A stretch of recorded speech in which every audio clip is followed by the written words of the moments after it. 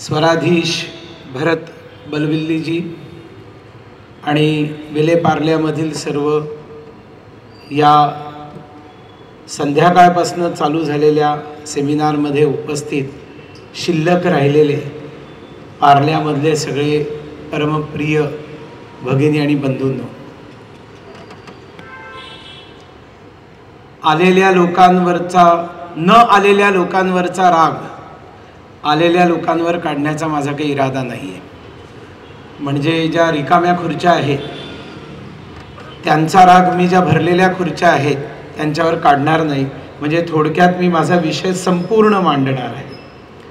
आणि त्याच्यासाठी ज्यावेळेला त्यांनी मला सांगितलं की CAA साठी बोलण्यासाठी भरतनी मला सांगितलं की तुम्हाला मी अर्धा तास वेळ देतो. मी त्याच्याकडनं 10 मिनटं जास्त मागून घेतली.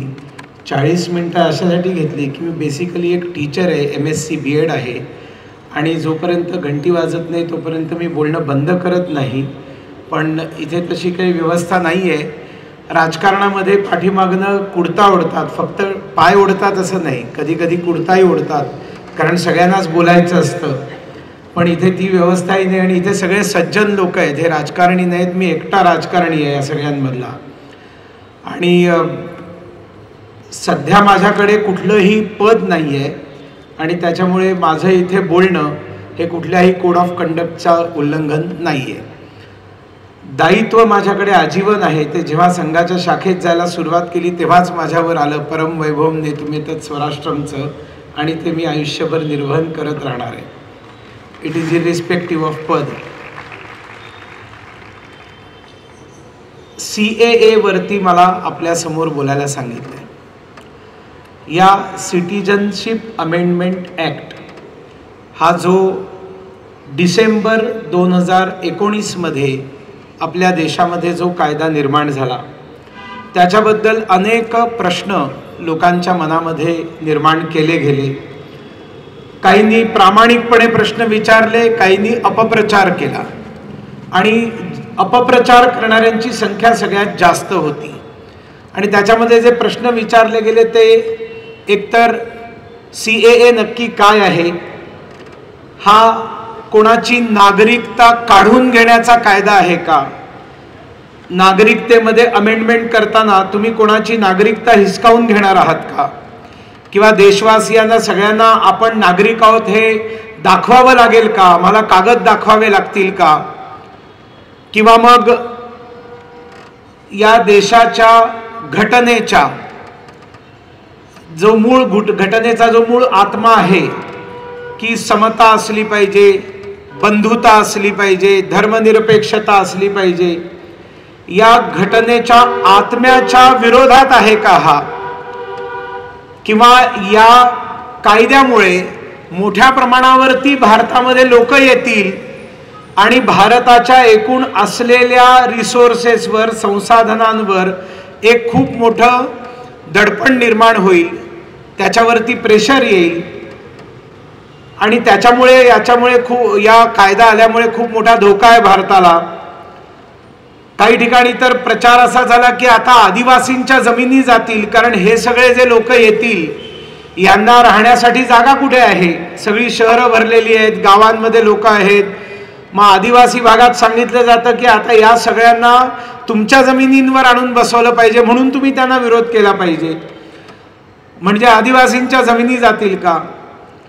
सध्या जेलमध्ये बसलेले केजरीवाल त्यांनी असं म्हटलं होतं की हे सगळे आल्यामुळे चोऱ्या माऱ्या वाढतील, दरोडे वाढतील, खून वाढतील, बलात्कार वाढतील, लॉ अँड ऑर्डर प्रॉब्लेम निर्माण होईल.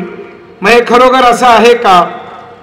मग याच्यामध्ये मुसलमानांना का नागरिकता देणार नाही, मुसलमानांनाही नागरिकता दिली पाहिजे, ती नाही तर त्याला काय कारण आहे. असं विचारताना पारशींना आणि ख्रिश्चनांना नागरिकता देण्याचं का तुम्ही एक्सेप्ट करताय, त्यांना कशासाठी नागरिकता देताय, असे असंख्य प्रश्न. आणि मग हे सगळं तुमचं मतांचं राजकारण आहे का, आणि हे तुमचं मतांचं राजकारण आहे असं बिंबवण्याचा प्रयत्न अनेक राजकीय नेते, अनेक जण जे टीव्हीच्या पडद्यांवरती येऊन चर्चा करण्यासाठी बसतात, ज्यांना सामान्यतः पंतप्रधान नरेंद्र मोदी पॉलिटिकल पंडित म्हणतात, अशा प्रकारचे अनेक अग्रलेख लिहिणारे, ज्यांच्याकडे लेखांचा खूप मोठा खजाना असलेले कुबेर आहेत, असे असंख्य लोक आहेत की जे याच्यावरती धुरळा उडवण्याचा प्रयत्न करून, लोकांना मिसगाईड करून, दिग्भ्रमित करून हे काहीतरी भयंकर आपल्या डोक्यावर लादलं गेलेलं आहे असं करण्याचा प्रयत्न गेली 5 वर्ष झाला. आणि 2019 मध्ये कायदा बनवला आणि आत्ता त्याचा रूल, त्याचा नियम हा आत्ता कशाला लागू केला निवडणुकांच्या आधी? मग इतके वर्ष तुम्ही काय करत बसला होतात? म्हणजे तुम्ही मतांचं राजकारण करत आहात असा आता लेटेस्ट निर्माण केलेला प्रश्न आहे.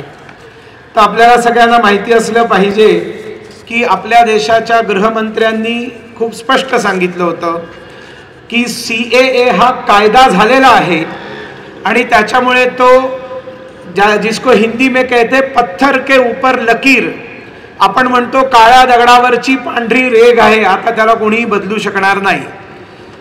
आता कायदा बनल्यानंतर तो त्याचा रूल तयार होण्यासाठी एक लेजिस्लेटिव्ह प्रोसिजर असते आणि त्या प्रोसिजरला वेळ लागतो. वर्ष, 1.5 वर्ष, 2 वर्ष, क्लिष्ट असेल तर थोडा जास्त वेळ लागू शकतो. 19च्या डिसेंबरमध्ये कायदा आल्यानंतर ती प्रक्रिया चालू झाल्यानंतर आपल्या सगळ्यांना माहिती आहे आपल्या देशाचीच काय सगळ्या जगाची जवळजवळ 2 वर्ष कोविडमध्ये गेली आणि त्याच्यामुळे सगळ्या जगाचाच फोकस कोविडशी संघर्ष करून कोविडच्या संकटातनं लोकांना बाहेर काढण्यावरती होता. त्याच्यामुळे असे अनेक प्रश्न जे महत्त्वाचे होते ते ताटकळत राहिले आणि कोविड गेल्यानंतर पुढच्या 1.5-2 वर्षांमध्ये हा कायदा जो बनवला होता त्याचा संपूर्ण रूल बनून तयार झाला आणि तो प्रकाशित करण्याचं काम गेल्या काही दिवसांपूर्वी केलं. त्याच्यामुळे याचा निवडणुकांच्या राजकारणाशी काहीही संबंध नाही, हे सगळ्यात पहिल्यांदा आपल्याला लक्षात घेतलं पाहिजे. सगळ्यात पहिला प्रश्न विचारला जातो की मुसलमानांना का घ्यायचं नाही.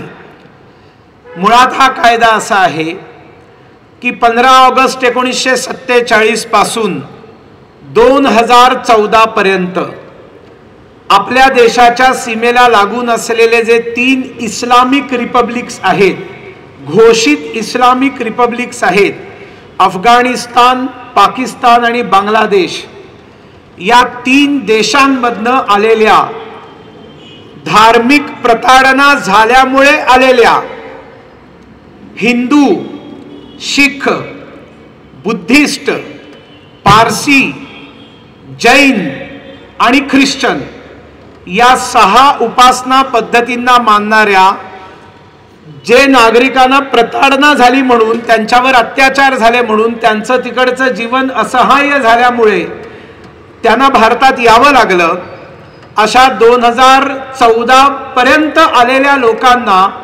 भारताची नागरिकता देण्याचा हा कायदा आहे. म्हणजे सगळ्यात पहिल्यांदा हा कायदा नागरिकता देण्याचा आहे, काढून घेण्याचा प्रश्न उद्भवत नाही. मग मुसलमानांना का नाही?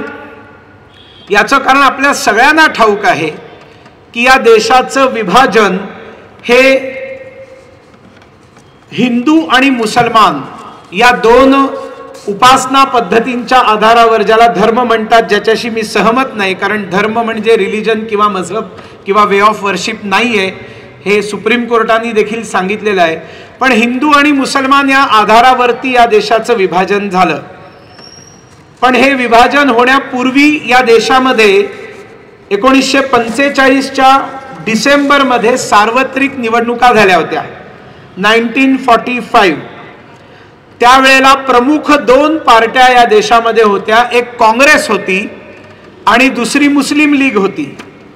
प्रत्येक इलेक्शनला पॉलिटिकल पार्टीचा एक नॅरेटिव्ह असतो, एक स्लोगन असते. जसं आत्ता भारतीय जनता पार्टीची स्लोगन आहे, अब की बार 400 पार, फिर एक बार मोदी सरकार, ही एक स्लोगन आहे. अशी 1945 साली काँग्रेसनी निवडणुकांमध्ये दिलेली स्लोगन अखंड भारताची आहे, हे आपल्याला माहिती असलं पाहिजे. 1945च्या निवडणुकांमध्ये काँग्रेसनी वचन दिलं या देशाला की आम्ही या देशाची फाळणी होऊ देणार नाही आणि त्याच्याबद्दल सर्व वेगवेगळ्या मोठ्या मोठ्या नेत्यांची मोठी मोठी विधानं आहेत. महात्मा गांधींचं विधान आहे की माझ्या मृतदेहावरती पाकिस्तान बनेल, पाकिस्तान झाला तर माझा मृतदेह अरबी समुद्रात तरंगताना तुम्हाला दिसेल. फॅन्टॅस्टिक नॉनसेन्स पंडित जवाहरलाल नेहरूंचं वाक्य आहे. आणि अशी सगळे नेते काँग्रेसचे इलेक्शन कॅम्पेनिंग मध्ये जातात, भाषणं देतात आणि ते अखंड भारताबद्दल बोलत होते, कारण समोर मुस्लिम लीग होती आणि ती पाकिस्तानाबद्दल बोलत होती. त्यांचा नॅरेटिव्ह होता भारतामध्ये मुसलमानांसाठी वेगळा देश आम्ही बनवू, तुम्ही आम्हाला मतं द्या. आणि म्हणून एकीकडे ज्या वेळेला म्हणत होते की पाकिस्तान निर्माण होणार, त्यावेळेला काँग्रेस म्हणत होता अखंड भारत आम्ही देणार आणि त्याच्यासाठी आम्ही कमिटेड आहोत. याचा परिणाम आपण लक्षात घेतला पाहिजे की जे या 6 पूजा पंथांमधले लोक होते, जे त्या देशांमध्ये जो अखंड भारत होता तिथे राहत होते, दे वेर ॲश्युअर्ड की आम्ही सुरक्षित आहोत. महात्मा गांधी म्हणतायत ना, आम्ही सुरक्षित आहोत. जो आजचा पाकिस्तान आहे, जो आजचा बांगलादेश आहे, जो अफगाणिस्तान आहे, पंडित नेहरू म्हणता आहेत, राजेंद्र प्रसाद म्हणता आहेत, सगळे काँग्रेसचे नेते आम्हाला वचन देत आहेत की आम्ही भारताचे तुकडे होऊ देणार नाही. जर त्यांनी असं म्हटलं नसतं तर कदाचित अनेक जण आपला सगळं काही गाशा गुंडाळून भारतामध्ये आले असते, जो नंतर भारत शिल्लक राहण्याची शक्यता होती. पण ते शांतपणे आपल्या ठिकाणी राहिले, कारण काँग्रेसनी वचन दिलं होतं. आणि त्या इलेक्शन्समध्ये 102 जागा देशभरामध्ये निवडल्या जाणार होत्या. त्यातल्या 57 जागांवरती काँग्रेस निवडून आली. या देशात काँग्रेस बहुसंख्य वोट घेऊन निवडून आली आणि मुस्लिम लीगला 30 जागा मिळाल्या. आणि मुस्लिम लीगला 30 जागा तिथेच मिळाल्या जिथे आज पश्चिम पाकिस्तान आणि पूर्व पाकिस्तान बनलेला आहे. हे देखील आपल्याला समजलं पाहिजे की शाहीन बागवाली जी प्रवृत्ती आहे ती किती चतुर आहे. ही प्रवृत्ती तेव्हा देखील होती आणि या प्रवृत्तीच्या लोकांनी, विलेपार्ल्यात राहणाऱ्या, मुंबईमध्ये राहणाऱ्या, पुण्यात राहणाऱ्या लोकांनी अखंड भारताला मतदान दिलं. त्यांनी पाकिस्तानला मतदान नाही केलं, कारण त्यांना माहिती होतं की तिथे मतदान करून आपल्याला काहीही फायदा नाहीये. म्हणून जिथे मुस्लिम बहुसंख्याक होते त्या बहुसंख्याकांनी पाकिस्तानसाठी मतदान केलं, जिथे अल्पसंख्याक होते त्यांनी अखंड भारतासाठी मतदान केलं. काहींनी दार उल इस्लामसाठी मतदान केलं, काहींनी दार उल हरबसाठी मतदान केलं. याचं कारण हा समाज हा अत्यंत कॅल्क्युलेटिव्ह आहे. त्यांची लक्ष स्पष्ट आहेत, त्यांना या जगात काय करायचं आहे, त्यांना जीवनात काय करायचं आहे, त्यांच्या सगळ्या विचारांमध्ये एकवाक्यता आहे आणि त्यांच्या नेत्यांवरती आणि त्यांच्या मुल्ला मौलवींवरती त्यांचा पूर्ण भरोसा आहे. आणि या सगळ्या कॅम्पेनिंगचा परिणाम म्हणून 1945 साली काँग्रेस अखंड भारताच्या नाऱ्यांनी जिंकून आली. आणि त्याच्यानंतर ज्या वेळेला काँग्रेस पाकिस्तान देत नाहीये असं वाटायला लागलं, त्यावेळेला मोहम्मद अली जिनांनी डायरेक्ट ॲक्शनचा नारा दिला. आपल्या सगळ्यांना ठाऊक आहे, 16 ऑगस्ट 1946 हा तो दिवस होता डायरेक्ट ॲक्शनचा. तयाऱ्या सगळीकडे दंग्यांच्या केल्या गेल्या होत्या. मी कधीही आयुष्यात हिंदू मुसलमान रायट्स म्हणत नाही, तुम्हीही म्हणू नका. हिंदू रायट्स करत नाहीत. हिंदू फक्त प्रतिकारासाठी उतरतात, रिॲक्शनसाठी उतरतात. स्वतःहून हिंदूंनी रायट्स चालू केल्याची उदाहरणं भारतात नाहीत. आणि त्याच्यामुळे मुसलमानांनी केलेले दंगे मुस्लिम रायट्स, आणि हाच एकमात्र शब्द आहे आणि हाच योग्य शब्द आहे. आणि या शब्दानुसार त्यांनी 16 ऑगस्ट 1946ला प्रचंड दंगे केले या देशामध्ये. आणि याच्यातलं सगळ्यात मोठं दंग्यांचं केंद्र कलकत्ता शहर होतं. एका कलकत्ता शहरामध्ये एका दिवसामध्ये 10,000 हिंदूंना कापून रस्त्यावरती फेकून दिलं. कलकत्त्याचे रस्ते हे हिंदूंच्या हाडामासाच्या चिखलांनी भरले. जिकडे बघावं तिकडे लाले लाल सगळ्या हिंदूंच्या रक्तानी झालेलं होतं. बहुसंख्य रस्त्यावर राहणारे लोक हे बिहारी होते. आजही आपण जर कलकत्त्यात जाऊन बघितलं तर अनेक छोटी छोटी दुकानं आपल्याला दिसतात आणि मेजॉरिटी ही सगळी दुकानं जी आहेत ही बिहारी लोकांची आहेत. आणि मरणाऱ्यांमध्ये हिंदूंमध्ये मोठी संख्या बिहारची होती. कलकत्ता किलिंग झाल्यावरती काँग्रेसच्या कुठल्याही नेत्याचं त्याच्या विरोधात विधान नाही निघालं, स्टेटमेंट नाही आलं. त्याच्यानंतर बिहारमध्ये जेव्हा बातमी कळली की आपला गेलेला मुलगा, आपला गेलेला बाप, आपला गेलेला पती, आपला गेलेला भाऊ मारला गेला दंग्यांमध्ये, मुसलमानांनी मारला, त्यावेळेला बिहारमध्ये प्रचंड दंगे झाले. ते दंगे हिंदूंनी केले आणि ती प्रतिक्रिया होती कलकत्त्यात झालेल्या दंग्यांची, ज्याला इतिहासामध्ये द ग्रेट कलकत्ता किलिंग्स म्हणतात. त्याच्यानंतर बिहारमध्ये जे झालं,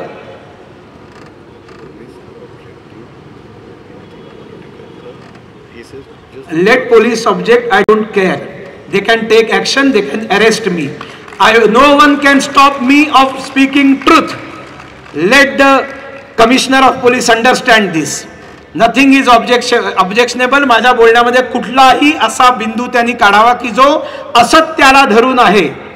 आणि त्याच्यामुळे बुचरी ऑफ बिहार म्हटलं जातं.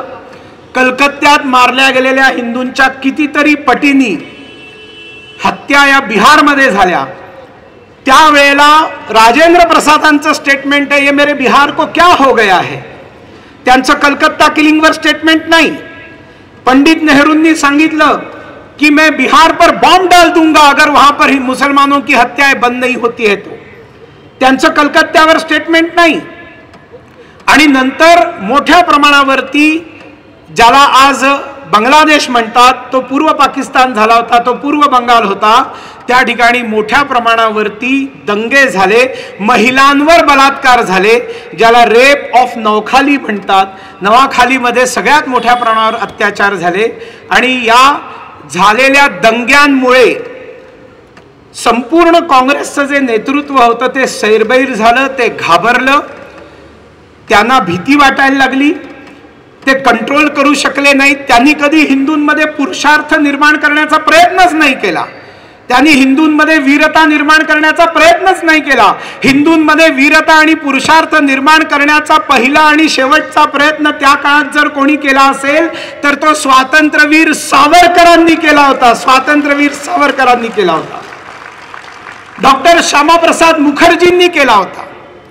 डॉक्टर बाबासाहेब आंबेडकरांनी वेळोवेळी पाकिस्तानच्या बाबतीत स्टेटमेंट्स दिलेत, वॉर्निंग दिले की तुम्ही हे करू नका, हा अयशस्वी प्रयोग होईल. आणि जर पाकिस्तान यशस्वी व्हायचा असेल तर पॉप्युलेशन ट्रान्सफर करा. भारत जो भारत बनेल नंतर त्याच्यातल्या यच्चयावत मुसलमानांना उचलून पाकिस्तानात पाठवून द्या आणि तिकडे असलेल्या सगळ्या या 6 उपासना पद्धतींच्या हिंदू, शीख, बुद्धिस्ट, पारसी, जैन आणि ख्रिश्चन या सगळ्यांना तुम्ही सुरक्षित भारतात आणा, तर थोडा बहुत पाकिस्तान किंवा फाळणीला अर्थ राहील. नाहीतर ही फाळणी जी तुम्ही करता आहात हिला काही अर्थ राहणार नाही. Rather it will create problem in future. हे डॉक्टर बाबासाहेब आंबेडकरांनी लिहून ठेवलेलं आहे. थॉट्स ऑन पाकिस्तान पुस्तक अवेलेबल आहे. आपण ही सगळी स्टेटमेंट्स त्यांची वाचू शकता. याही पेक्षा भयंकर स्टेटमेंट त्यांनी दिलेली आहे. आणि मग अशा पद्धतीने ज्या वेळेला फाळणी झाली, ती फाळणी, थोडं पाणी देण्याची व्यवस्था करा पाटले. ती फाळणी जी झाली ती काँग्रेसनी का एक्सेप्ट केली? धर्माच्या आधारावर फाळणी एक्सेप्ट करण्याचं कारण हे काँग्रेसच्या लीडरशिपमध्ये एक हळूहळू शिथिलता आली होती. आता किती वर्ष अजून लढायचं? फाळणी एक्सेप्ट नाही करायची म्हणजे पुन्हा रस्त्यावर उतरायचं, पुन्हा दंगे होतील, पुन्हा मारामाऱ्या होतील, पुन्हा आंदोलन होतील, आम्हाला जेलमध्ये जावं लागेल. आता पुन्हा जेलमध्ये जायची तयारी नाही. जेलमध्ये जायची तयारी नाहीये. आणि आम्हाला आता मंत्रीपद दिसायला लागलेत. कोणी केंद्रीय मंत्री बनतील, कोणी मुख्यमंत्री बनतील, कोणी राष्ट्रपती बनेल, कोणी उपराष्ट्रपती बनेल, कोणी राज्यपाल बनेल. ही सगळी पदं आता दिसायला लागलेली आहेत. ज्याच्यासाठी आता आयुष्य वेचलं त्याचा आता जो उरलेला 5-10 वर्षांचा काळ आहे तो निदान आपण जाऊन काही ना काहीतरी सत्तेमध्ये बसून त्या सत्तेचं सुख घेऊ, हे देखील दिसायला लागलं होतं. आणि म्हणून तो म्हणतायत ना, पाकिस्तान एवढा तो ओरडारडा करतो ना, देऊन टाका.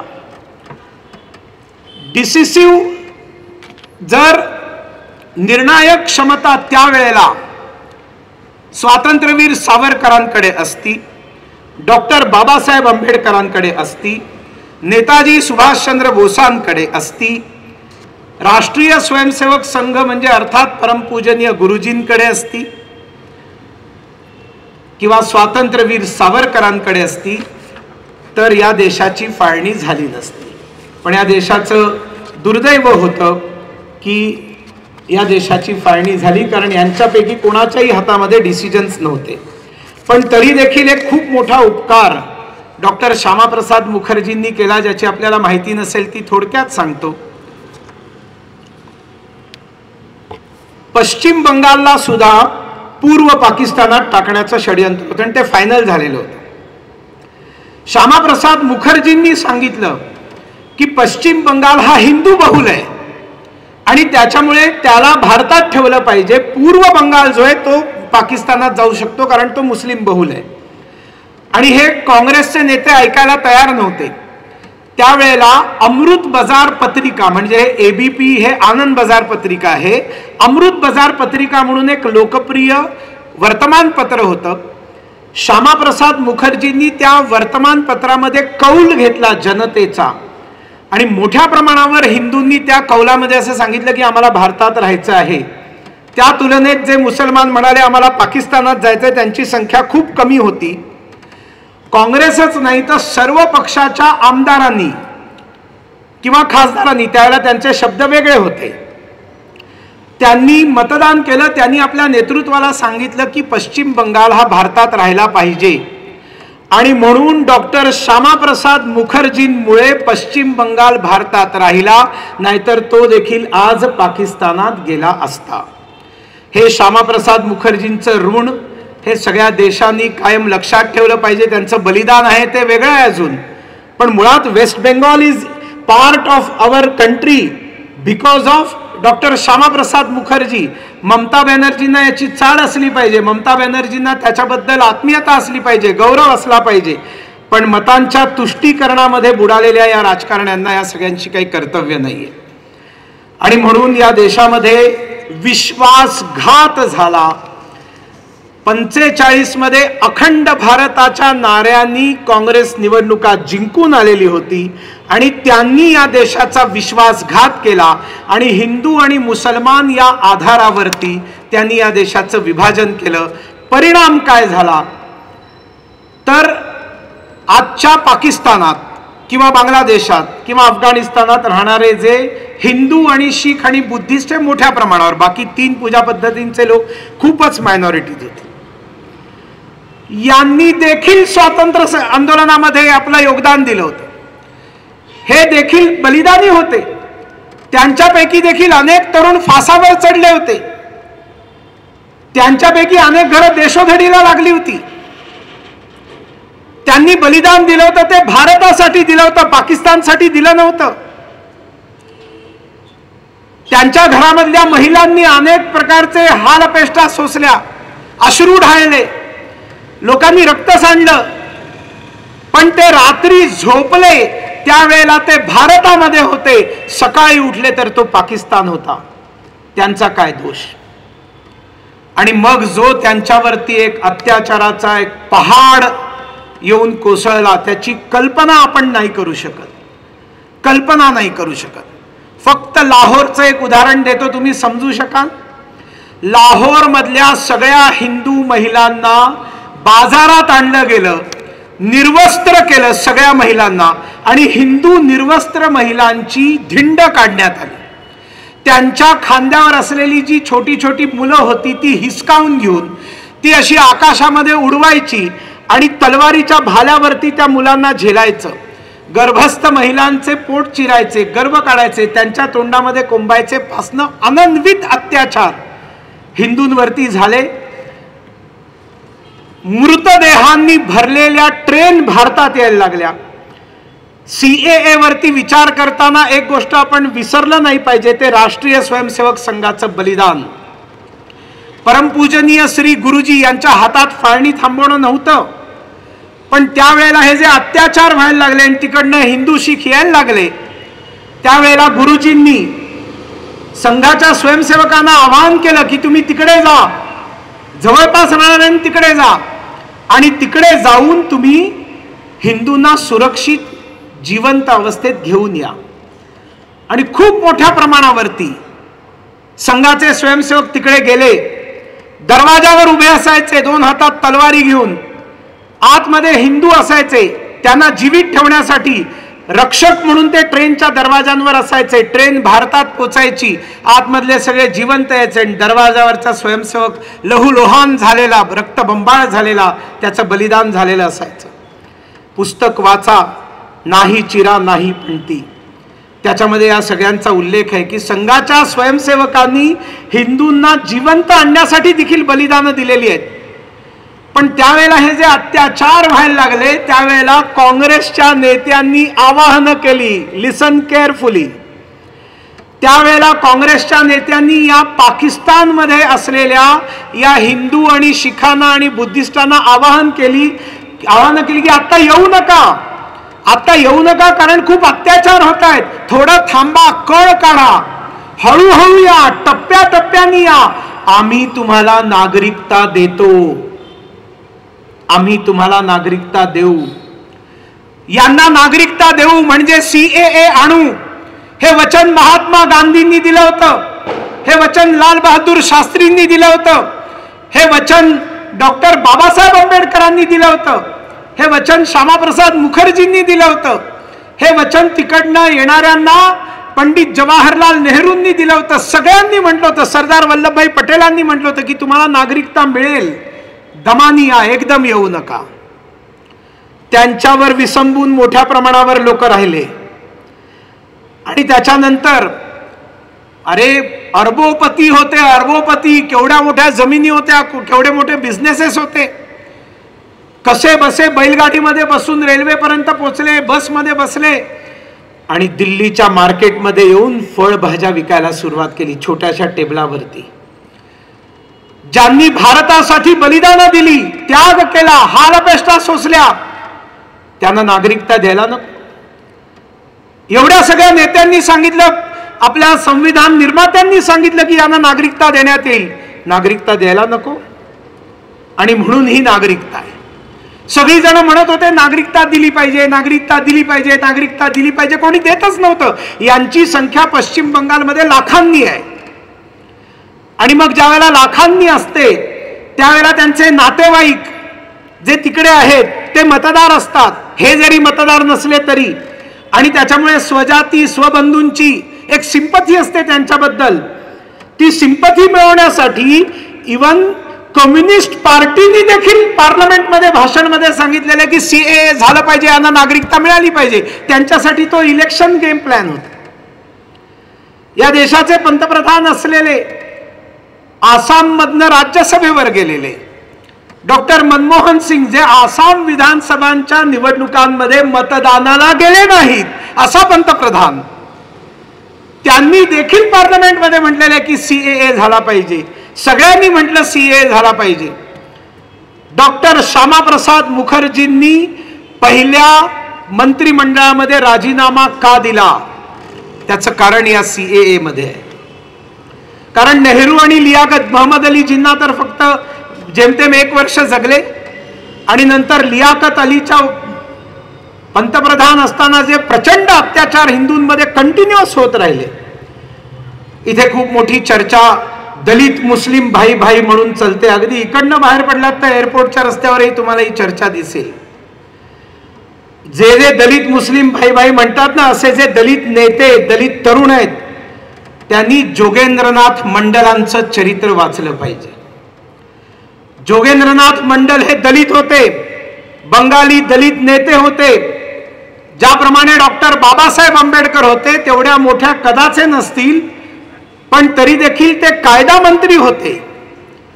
आणि त्यांना असं वाटलं की आम्ही पाकिस्तानात राहू, आम्ही जाणार नाही, दलितांना मी जाऊ देणार नाही. आणि मोहम्मद अली जिन्ना आणि आम्ही सगळे मिळून, दलित आणि मुस्लिम मिळून पाकिस्तान मोठा करू. डॉक्टर बाबासाहेब आंबेडकरांनी जोगेंद्रनाथ मंडलांना चेतावणी दिली, तुम्ही असं करू नका, तुम्ही सगळ्या दलितांना येऊ देत, हिंदू दलितांना येऊ देत. मंडलांनी ऐकलं नाही. मोहम्मद अली जिन्ना गेले आणि त्याच्यानंतर जे दलितांवर अत्याचार चालू झाले संपूर्ण पाकिस्तानामध्ये, कॅबिनेट मिनिस्टर आहे, कायदा मंत्री आहे, कामगार मंत्री आहे, काही करू शकत नव्हता. वेड्या पिस्यासारखा प्रवास करत राहिला बंगालमध्ये, पूर्व बंगाल, पूर्व पाकिस्तानमध्ये. डोळ्यासमोर घरं जळत होती, डोळ्यासमोर हत्या होत होत्या, डोळ्यासमोर जबरदस्ती मुसलमान बनवलं जात होतं, डोळ्यासमोर धर्मांतरणं होत होती. काही करू शकले नाहीत. फ्रस्ट्रेट झाले, पत्रांवर पत्र लिहिली, काही झालं नाही. आणि शेवटी त्यांची हत्या करण्याचं षडयंत्र तिकडे रचलं गेलं मंत्र्याची. त्याची बातमी लागल्यानंतर हा विमनस्क मनस्थितीत जोगेंद्रनाथ मंडल कलकत्त्याला आला आणि 1968 साली त्यांचं निधन झालं. दलित मुस्लिम एकतेची जी चर्चा करतात त्यांना इस्लाम समजला पाहिजे, त्यांना हे कशा पद्धतीने यांची मोडस ऑपरेंडी हे समजलं पाहिजे, त्यांना जोगेंद्रनाथ मंडल कळला पाहिजे. तो सगळा ईशान्य भारत, नॉर्थ ईस्ट, ज्याच्यासाठी मी 35 वर्ष काम करतो आहे, तो नॉर्थ ईस्ट देखील कॅबिनेट मिशन प्लॅन मध्ये म्हटलं होतं की तो मुस्लिम बहुल आहे आणि त्याला पाकिस्तानात इन्क्लूड केलं पाहिजे. गोपीनाथ बरदोलोई जे आसामचे पहिले मुख्यमंत्री झाले, ते एक स्वतंत्रता सेनानी होते. त्यांनी सांगितलं महात्मा गांधींना की हे खोटं आहे, नॉर्थ ईस्ट जो आहे तो मुस्लिम बहुल नाहीये आणि तो पाकिस्तानात गेला नाही पाहिजे. महात्मा गांधींनी कॅबिनेट मिशन प्लॅन कचऱ्याच्या डब्यात टाकला आणि नॉर्थ ईस्ट वाचला, नाहीतर नॉर्थ ईस्ट देखील पाकिस्तानात आज असता. ज्या महापुरुषांनी नॉर्थ ईस्टला म्हणजे आसाम आणि उरलेल्या या 7 राज्यांना भारतामध्ये टिकवून ठेवलं, तो पहिला आसामचा मुख्यमंत्री, काँग्रेसचा नेता. काँग्रेस त्याला अनेक दशकं विसरलेली होती. श्रद्धेय अटल बिहारी वाजपेयी ज्यावेळेला या देशाचे पंतप्रधान झाले, तोपर्यंत आमच्या देशातल्या नॉर्थ ईस्ट मधल्या कुठल्याही व्यक्तीला भारतरत्न दिलं गेलं नव्हतं. The first Bharat Ratna conferred to one person from North East was Lokpriya Gopinath Bardoloi, that to a congressman by Bharatiya Janata Party government. Congress denied, BJP NDA recognised. पण त्यांच्यामुळे ईशान्य भारत वाचलं. आणि मग हे सगळे अत्याचार होऊन येणं कायम चालू राहिलं. 1971 ज्यावेळेला बांगलादेश झाला, त्याच्या आधी अमार बांगला, सोनार बांगलाचं आंदोलन चालू झालं. जरी आम्ही मुसलमान असलो तरी आम्हाला या पंजाबी मुसलमानांच्या आधिपत्यात राहायचं नाही. बंगाली मुसलमानांना त्यांचा वेगळा देश पाहिजे म्हणून मुजीबुर रहमान ज्यावेळेला उभे राहिले, it itself defeated the concept of Islam pan Islamism, की मुसलमान असूनही आम्हाला राहायचं नाहीये त्यांच्याबरोबर, आम्हाला बंगाली मुसलमानांचा देश पाहिजे. पण मग ते आंदोलन दडपण्यासाठी पाकिस्तानने जे अत्याचार केलेले आहेत त्याच्यात रिटर्न डॉक्युमेंट आहे, पाकिस्तानच्या आर्मीला दिलेलं रिटर्न डॉक्युमेंट, की बांगलादेशात म्हणजे पूर्व पाकिस्तानात राहणाऱ्या सर्व हिंदू महिलांना लुटा, त्यांच्यावर बलात्कार करा आणि हिंदू पुरुषांच्या हत्या करा. हे पाकिस्तान सरकारने लिखित मध्ये दिलेलं डॉक्युमेंट आहे पाकिस्तान आर्मीला, की तुम्ही तिथे पूर्व पाकिस्तानमध्ये जिथे बांगलादेशाची मागणी आहे त्याच्यामधल्या हिंदूंना प्रताडित करा. हे रिटर्न डॉक्युमेंट आहे. लाखांच्या संख्येने कत्तली झाल्या, लाखांच्या संख्येने बलात्कार झालेत आणि धर्मांतरण झालेली आहेत. मग हे सगळे जे आलेत त्यांना नागरिकता द्यायची नाही. जगातले हे सगळे लोक कुठे जातील? धर्माच्या आधारावर विभाजन झालं आणि म्हणून या इस्लामिक रिपब्लिकमध्ये मुसलमानांवर धर्माच्या आधारावरती अत्याचार होत नाही. त्याच्यामुळे अहमदिया असतील, शिया असतील, ते सगळे मुसलमान आहेत. बलूच असतील ते मुसलमान आहेत आणि त्याच्यामुळे त्यांचं रिलिजियस कन्व्हर्जन होऊ शकत नाही. रिलिजियस कन्व्हर्जन या 6 पूजा पद्धतींचं होऊ शकतं. आणि सगळ्यात महत्वाचं म्हणजे जर संविधानाच्या आत्म्याच्या विरोधात आहे, समता आणि बंधुता आणि एकता, कुठल्याही नागरिकाला त्याच्या धर्माच्या आधारावरती डिस्क्रिमिनेशन झालं नाही पाहिजे असं जर असेल तर what is Muslim personal law board, याचं कोणी उत्तर देत नाही. आणि जर सगळे नागरिक समान आहेत आणि मग भारतीय जनता पक्ष, नरेंद्र मोदी जर म्हणतात की UCC आलं पाहिजे, समान नागरिक कानून बनना पाहिजे, त्याच्यात काय चूक आहे? त्याच्याबद्दल कोणी काय बोलत नाही. तुम्ही मुसलमानांना का येऊ देत नाही तिकडे गरिबी आहे, तिकडे देखील बेरोजगारी आहे. गरिबी आणि बेरोजगारीसाठी सीएए नाही. सीएए केवळ धर्माच्या आधारावरती झालेल्या अत्याचारांना सहन न करू शकल्यामुळे ऑलरेडी आलेल्या लोकांना नागरिकता देण्याची बात आहे. केजरीवाल म्हणतात की ते आल्यामुळे बलात्कार वाढतील, दरोडेखोर वाढतील, चोर वाढतील, खून होतील, लॉ अँड ऑर्डर प्रॉब्लेम निर्माण होईल. त्या महाभागाला एवढं कळलं पाहिजे की हा कायदा जे ऑलरेडी येऊन राहिलेले आहेत, ते मुख्यमंत्री होण्याच्या आधी जे येऊन राहिलेले लोक आहेत त्यांना नागरिकता देण्याचा कायदा आहे. त्याच्यामुळे ते तथाकथित खून, दरोडे वगैरे जर व्हायचे असते ते ऑलरेडी होतच असणार, जे ऍक्च्युली त्याच्यामध्ये कोणाचं इन्व्हॉल्वमेंट नाही. आणि ऍक्च्युली या सगळ्या लॉ अँड ऑर्डर प्रॉब्लेम मध्ये ज्यांचं इन्व्हॉल्वमेंट आहे ते बांगलादेशी आहेत, ते रोहिंग्या आहेत. मग बांगलादेशी आणि रोहिंग्यांच्या बद्दल असं का म्हटलं जात नाही की ते आल्यामुळे? अरे लोकसंख्येवरती दडपण येतं. तुम्ही म्हणताय की ते आल्यामुळे, त्यांना नागरिकता दिल्यामुळे लोकसंख्येवर दडपण येईल. ऑलरेडी 3 कोटी बांगलादेशी या देशात आहेत. त्यांना या सगळ्या घमंडिया पक्षांनी आपापल्या राज्यामध्ये नागरिकता दिलेली आहे, वोटर आयडी दिलेला आहे, आधार कार्ड दिलेलं आहे. या देशातल्या सगळ्या संसाधनांवर त्यावेळेचे माननीय पंतप्रधान डॉक्टर मनमोहन सिंगांचं विधान आठवा.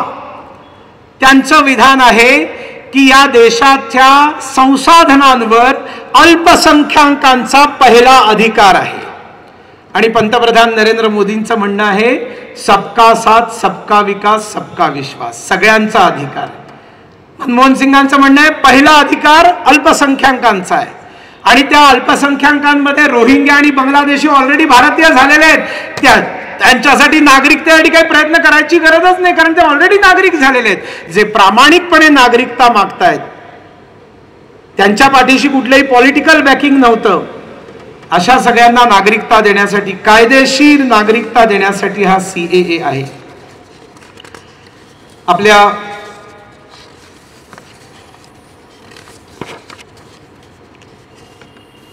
काही आकडे आपल्याला माहिती असले पाहिजे. ज्या वेळेला बांगलादेशाचा विषय येतो, 1971 मध्ये बांगलादेश झाला, त्यावेळेला तिकडे 22% हिंदू होते. हिंदू आणि बुद्धिस्ट मोठ्या प्रमाणावरती, हिंदू आणि बुद्धिस्ट. आज 2.60% हिंदू शिल्लक राहिलेले आहेत. 22%वरनं 2.60% एवढी मोठी लोकसंख्या गेली कुठे? आयदर त्यांचं धर्मांतरण झालं, नाहीतर त्यांच्या हत्या झाल्या, नाहीतर ते भारतामध्ये आले. ही लोकसंख्येचे आकडे जे ते आपल्याला सांगतात.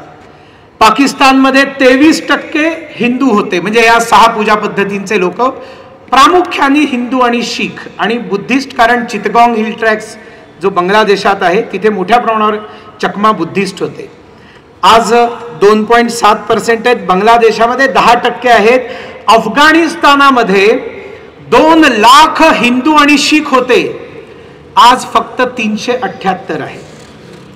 केजरीवाल साहेबांना माहिती असलं पाहिजे की काही साधारण 1-1.5 वर्षापूर्वी जेव्हा अफगाणिस्तान सरकार गेलं आणि तालिबानचं सरकार आलं अफगाणिस्तानावरती, त्यावेळेला उरल्या सुरल्या शिखांवर अत्याचार चालू झाले. त्यावेळेला साश्रू नयनांनी अफगाणिस्तानातले शीख आपल्या डोक्यावरती गुरुग्रंथ साहिब घेऊन भारतात आले, रडत रडत आले, जीव मुठीत धरून आले. केजरीवाल त्यांना चोर, दरोडेखोर, बलात्कारी आणि हत्यारी म्हणतो.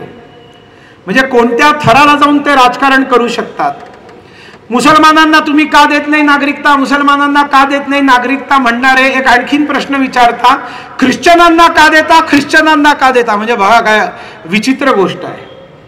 म्हणजे तुम्हाला नागरिकता दिल्याबद्दल प्रॉब्लेम आहे का दिली नाही म्हणून प्रॉब्लेम आहे, हे तरी एकदा स्पष्ट करा. मग समजा तो प्रश्न व्हॅलिड म्हटला की तिकडनं येणाऱ्या ख्रिश्चनांना का नागरिकता द्यायची? कारण ख्रिश्चनांचे देश आहेत की, अनेक देश आहेत या जगामध्ये जे ख्रिश्चन म्हणून आहेत, मग त्यांना तिकडे जाऊ देत ना.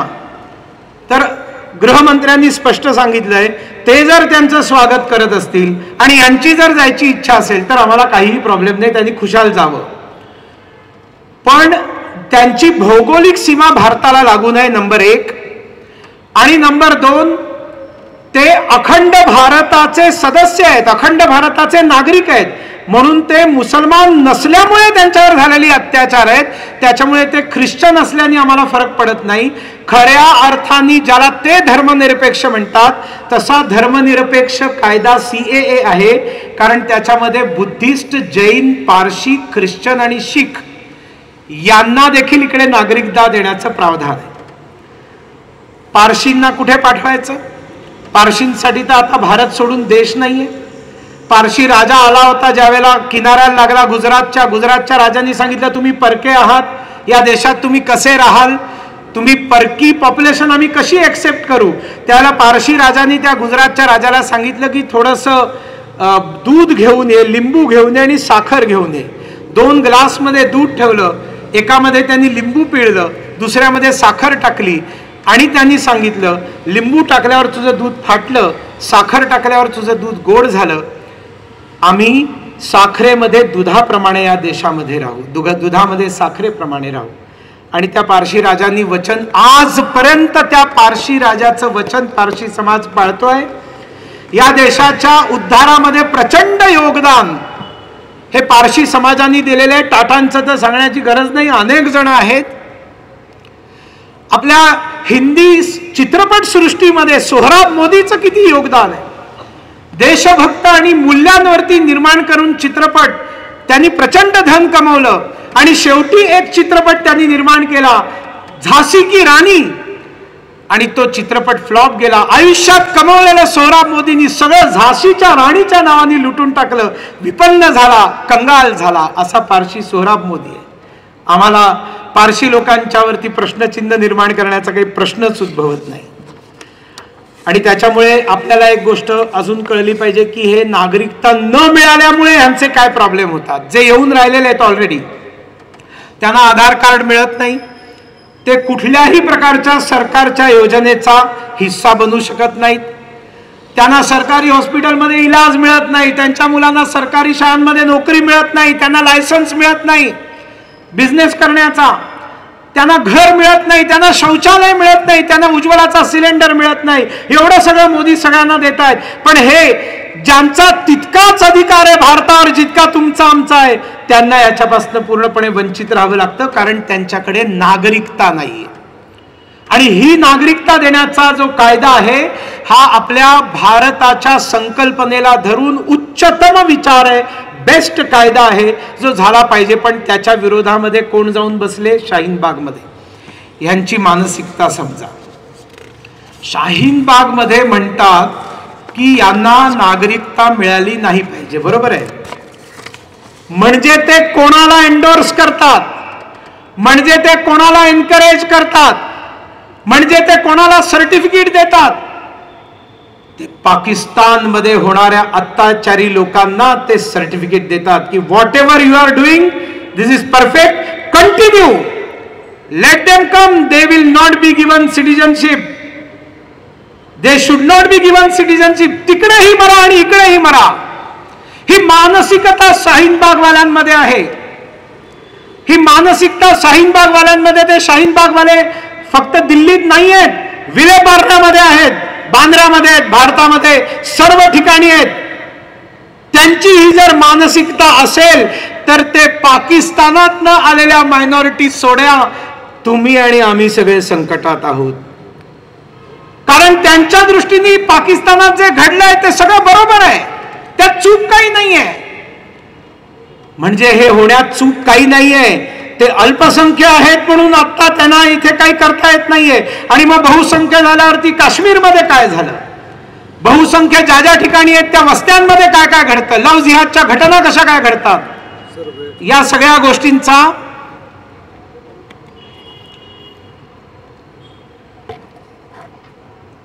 भरतजी आता तर सुरुवात झाली, ठीक आहे. तर त्याच्यामुळे आपल्याला याची महत्ता समजली पाहिजे. याच्यात राजकारण काहीही नाही. तुम्ही त्याला हो म्हटलं तर त्यांच्यातही तुमच्या पार्टीला वोट ते देऊ शकतील की, त्यांना काय प्रॉब्लेम आहे. म्हणजे तुम्हाला जर असं वाटत असतील की ही जी काही आबादी आहे यांना नागरिकता दिल्यामुळे समजा भाजपला ते वोट देतील असं आहे, तर 2019च्या इलेक्शनमध्ये तर त्यांचं मतदान होणार नाहीये, कारण त्या प्रत्येकाचा इंटरव्ह्यू होणार आहे. त्यांच्यापैकी जे डॉक्युमेंट्स घेऊन आलेले आहेत त्यांना देखील नागरिकता मिळणार आहे. त्यांच्याकडनं जे येणाऱ्यांमध्ये डॉक्युमेंट्स नाहीत त्यांना देखील नागरिकता मिळणार आहे. तिकडे 47 मध्ये येऊन इथे आले आणि आता त्यांना मुलं बाळ झाली, त्यांना मुलं बाळ झाली, त्यांचे जन्म भारतातले पण नागरिकता नाहीये, त्या मुलाबाळांना देखील नागरिकता मिळणार आहे. आणि त्याच्यामुळे या सगळ्यांना नागरिकता देण्याचा हा CAAचा कायदा आहे. हा भारतीय घटनेने त्यांना दिलेला अधिकार आहे, भारतीय घटनेने दिलेलं अभिवचन आहे. भारताला स्वतंत्र करण्यामध्ये ज्या लोकांनी योगदानं दिली, त्या सर्व नेत्यांनी दिलेली वचनं त्याची पूर्ती आहे. आत्तापर्यंत का झालं नाही याचं कारण राज्यसभेमध्ये बहुसंख्या नसल्यामुळे झालं नाही.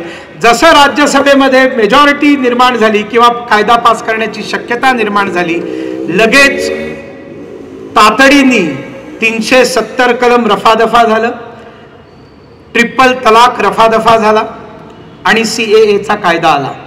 जर मोदी शहांना राजकारणच करायचं असतं तर त्यांनी हे सगळं या डिसेंबरच्या सेशनमध्ये केलं असतं आणि त्याच्याबद्दल वाहवाही घेऊनही निवडणूक जिंकली असती. पण देश के लिए सोचने वाले प्रधानमंत्री, परिणामों की परवाह किए बगैर निर्णय लेने वाले प्रधानमंत्री ने पहले सेशन में ये सब, पहले वर्ष में ये सब करके दिखाया. जनगणना वेगळी आहे, NPR वेगळा आहे, NRC वेगळा आहे, या सगळ्यांचा CAAशी काही मात्र संबंध नाही. आणि म्हणून त्याच्याबद्दल जे धुरळा उडवतात, आम्हा सगळ्या सुबुद्ध नागरिकांचं कर्तव्य आहे की आम्ही CAA बद्दलची जी सत्य माहिती आहे, जी कमी वेळामध्ये थोडक्यात सांगण्याचा मी जो प्रयत्न केला, ती सगळ्यांपर्यंत आम्ही पोहोचवली पाहिजे. खूप खूप धन्यवाद.